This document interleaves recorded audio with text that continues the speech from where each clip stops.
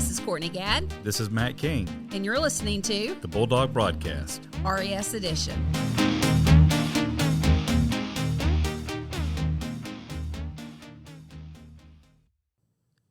We're back. Did you miss us? Because we missed you. This is Julie Elam. And this is Bree Gibson. And today we're going to talk about surviving the first month of school and some tips and tricks we use to get through the first 30 days with these kids. There's so much going on the first month of school. Everything is happening. All the meetings, meeting the kids, getting to know the kids, getting to know families, all the things. Open house. Everything. What else? It's overwhelming for them, too, not just us. The kids are also learning a new grade, a new set of personalities, getting to know new friends. Maybe even school for the first time. We're talking pre-K, kindergarten. Exactly. So I guess let's start with kind of what makes our classroom run smoothly. Do you have anything in place that makes yours run smoothly? Yeah, obviously, that's the time that we're going to go over all rituals and routines. We're going to figure out how we're going to line up. We always do a line order. That way, nobody's fighting over, I was the first one in line. So we have a line order, and we practice. The kids love it. Not really. We sit down, and then we'll get back up in line order. Then we'll sit down and get back up in line order. Make sure we have those random things in place to where we can run smoothly, transition smoothly. Yes. Move to activity, to lunch, all the things. Yeah. And it's so important because there are so many transitions in the day. So many. Some of this may sound crazy, but practice makes perfect. So practicing your line order and practicing lining up correctly makes a big difference. Yeah. Something I do in my 5th grade classroom are jobs. Okay. So that doesn't necessarily help the whole grade, but it does help my specific class run smoothly because the way it is I have my homeroom at the beginning of the day, but then I see them again at the end during we're packing up, we're moving we're transitioning to activity. And during that time, I have jobs that everybody gets the chance to rotate and do. So some students are employed to do Chromebooks. Some are employed to do floor finder, which goes around and cleans up my floors, or desk straightener, or library organizer.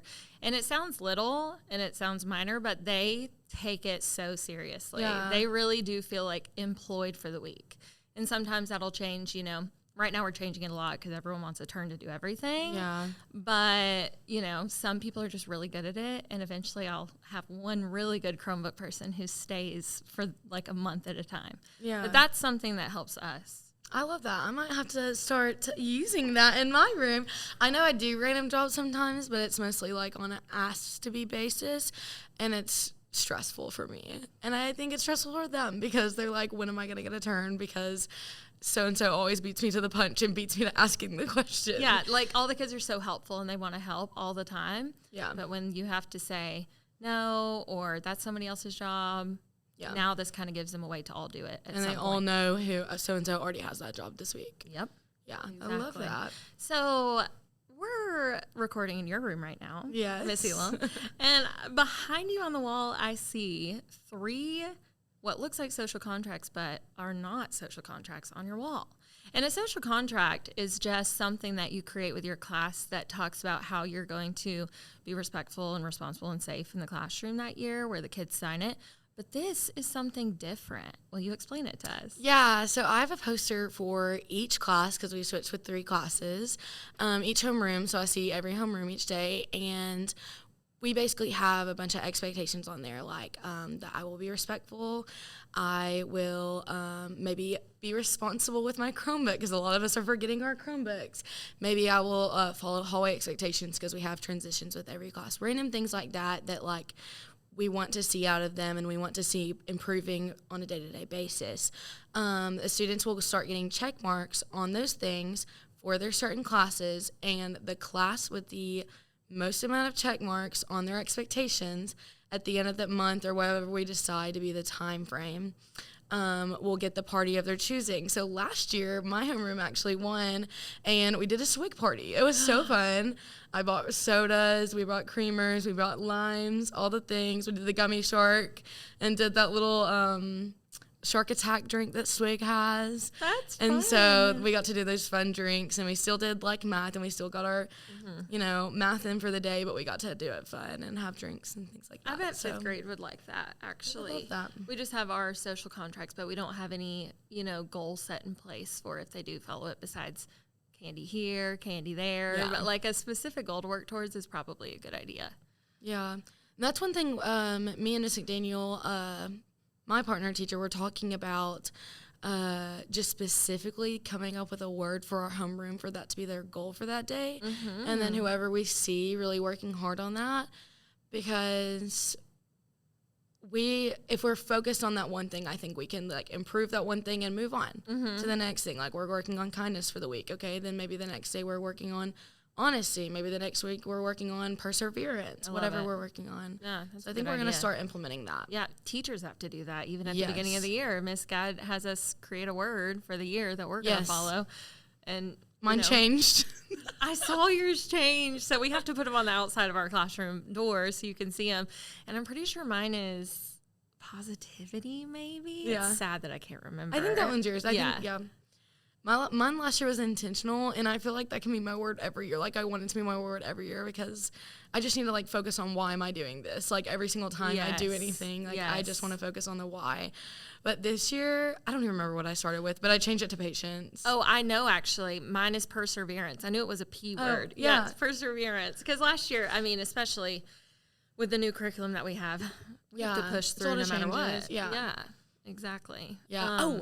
Mine was balance because I started my master's this year. Yes. And I'm just a social butterfly. And so I want to be able to do all the things that I want to do outside of school, hang out with all the people, but I also want to be the best teacher I can be. So it is hard. It is hard. I mean, us making it through the first month of school, we deserve a round of applause too. I mean, I'm so happy that the kids are kind of like getting with it at this point, but the first month of teaching is not easy. It's very hard. And ours starts way before the kids even enter. So our brains are just going a million miles a minute. And finally it's like, okay, wow, we have the hang of this. This year is going and rolling. And every year you have to come up with different things because your kids are so different. So you can't just do, okay, this worked for my kids last year. This is exactly what I'm going to do this year. Yeah. Because then you meet the kid and you're like, that's not encouraging them. That's not helping them grow. True. That is such a good point, because just when I thought I knew one of our students up there, I had her in one of my pie times last year.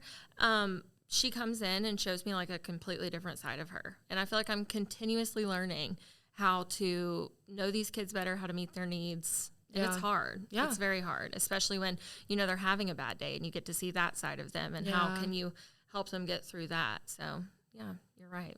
Okay, so the last thing I think we should talk about is responsibility. So it's huge. Yeah, it's huge. And we start on this side of the school, the big kid side of the school, keeping up with our belongings and carrying just a little bit from each class. Yeah, because third grade, you have a travel bag. They put all their stuff in there, and then... Yes, and then it just goes up from there. Fourth grade, we're using pretty much all our stuff and transitioning with it. Sometimes we leave binders and stuff like that we have with certain classes, but other than that, mostly traveled with everything. Yeah, same. And that's something that we have to harp on in fifth grade is wherever you go, all of your stuff goes with you. Your backpack, your water bottle, your Chromebook, your library books, everything. Just because the big step to middle school will not feel so big if we are focused on it now. And it's another part of the first month of school that, is a routine that makes us flow well and move around well. And it also keeps them focused on what they should be working on. It also keeps our classrooms clean. Yes. So that's definitely a big deal in fifth grade, is just talking about how your stuff is your stuff and your responsibility and you need to keep up with it. Yeah. Especially like your parents bought it, somebody else bought it for you. Or you're borrowing it. Yes. Like, it's your responsibility now. Yeah. And, when we make our end of year visits to the middle school and they finally see, oh my goodness, this is so much bigger, there's so much more kids, there's so much more room, they're not going to want to lose their stuff. Yeah, no one's going to find my paper and be like, oh, let me return this to so-and-so. Yes, exactly. They are expected to keep up with what's theirs. So we're focusing on that also during the first month of school. Yeah, that's a big change. Well, I'm glad we survived, and I'm glad the students survived. Me too. It's hard for both of us. Yes. But I guess it's a little over a month now, and everything's going pretty good in 5th grade. What about 4th? Yes, way smoother than the beginning. Yeah, the first week's always rocky, but we got it now. Yeah. Well, it was great talking to you. Bulldogs out. Bye.